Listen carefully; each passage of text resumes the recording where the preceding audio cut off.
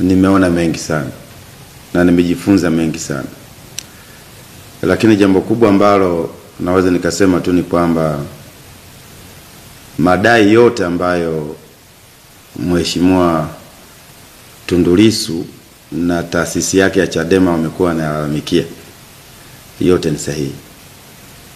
Yote ni sahihi. Na ni machache hayo. Hayo ni machache. Kuna mambo mengi sana ambayo kama katiba haitobadilishwa na kama tume haitabadilishwa kuanzia chini kule kwenye vituo mpaka kule juu, ni ngumu sana kuitoa CCM madarakani.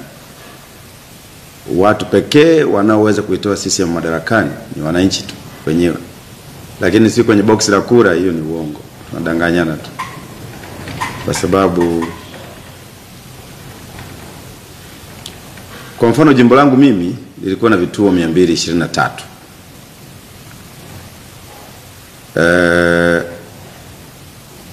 Bado vituo vya majumuisho kwa ngazi ya kata ambavyo ni 12. Alafu majumuisho yale ya moja kwa moja sasa kwa maana ya tume ngazi ya jimbo. Kwetu sisi ilikuwa ni Bunda DC. Kuanzia kule kwenye vituo vya tume, yani vituo vile kwa maana ngazi ya kijiji, kunakuwa na karani, msimamizi mkuu wa kituo, msaidizi. Kunakuwa na watu kama 4 kwenye kituo cha kupigia kura kwa ngazi ya kijiji. Na kwenye kijiji kunaweza kuwa na vituo 3 mpaka 4, wakati mwingine mpaka 5. Lakini wale wote wale hao ambao wako hapo kwenye hicho kituo ngazi ya kijiji, maana ni mwalimu kama sio walimu wa shule ya msingi, kuna walimu wa sekondari, kuna waratibu kata, na kuna watendaji wa vijiji, na nadhani kuna watendaji kata pia. Ndugu yangu, nilichokiona huko sidhani kama ni sahihi. Hao wote niliokutajia hao, maana ni watumishi wa umma hao, walimu wa sekondari, walimu wa shule za msingi, watendaji wa vijiji, watendaji kata, wote hao wanakuwa na maelekezo kutoka CCM, aidha kwa mkuu wa wilaya na watu wengine. Na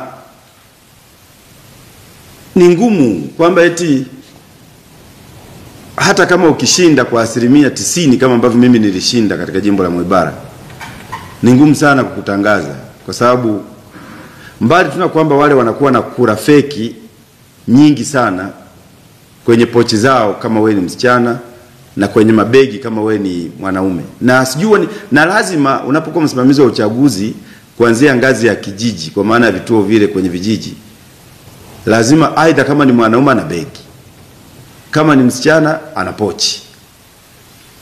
Sasa mule ndani wanakuwa wamejaza makura feki kwa ajili ya diwani na mbunge. Yes, hii hapa ambayo umetoka kuitazama ni video kutoka mwanaharakati na aliyekuwa pia mgombea wa ubunge katika jimbo la Mwibara. Anajulikana kama Cyprian Musiba, ambaye amesema kwamba endapo Tanzania haitopata katiba mpya na kufanyika kwa mabadiliko katika tume ya uchaguzi, basi madaraka ama chama cha Mapinduzi CCM kitaendelea kubaki madarakani kutokana na mifumo iliyopo sasa hivi ya kukilinda chama hicho tawala na pia kuwanyima wananchi uhuru wa kuchagua viongozi wanaowataka bwana.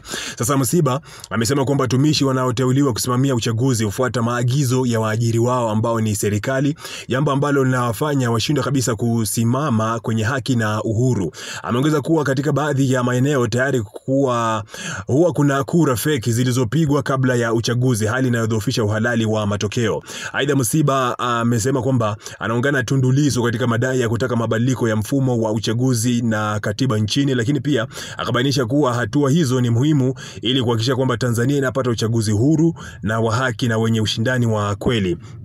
Mwisho amesisitiza pia kwamba mageuzi hayo yataleta imani kwa wananchi na kujenga misingi ya kidemokrasia inayowezesha viongozi kuchaguliwa kwa ridhaa halisi ya wananchi. Sasa kwa hiki ambacho umetoka ukisema Cyprian Musiba, unaungana naye kwa asilimia ngapi kwamba Tanzania inahitaji kwanza, kitu cha kwanza ibadilishe katiba ambayo ipo sasa hivi, lakini pia kufanyika mageuzi ambayo Watanzania wengi walikuwa wanayataka, na unakumbuka kauli ya no reforms no election, kwa maana kwamba kama hamna mageuzi yote ambayo yatafanyika kwenye tume ya uchaguzi basi hamna haja kuwepo na uchaguzi. Sasa amesema kwamba chama tawala cha sasa hivi CCM, Chama cha Mapinduzi, kitazidi kuwepo madarakani kwa muda wote ambao katiba hii itakuwa bado inatumika, lakini kama endapo pia hakutakufanyika mageuzi katika tume ya uchaguzi. Kusema kwamba tume ya uchaguzi huwa haiko huru kufanya kazi kama inavyohitajika, kutokana kwamba wale waajiri na hao ambao wapo kwenye chama tawala ambao wanaiendesha serikali, kwa maana kwamba ukikaidi ama ukikaidi tu chochote ambacho watakuwa wanakwambia,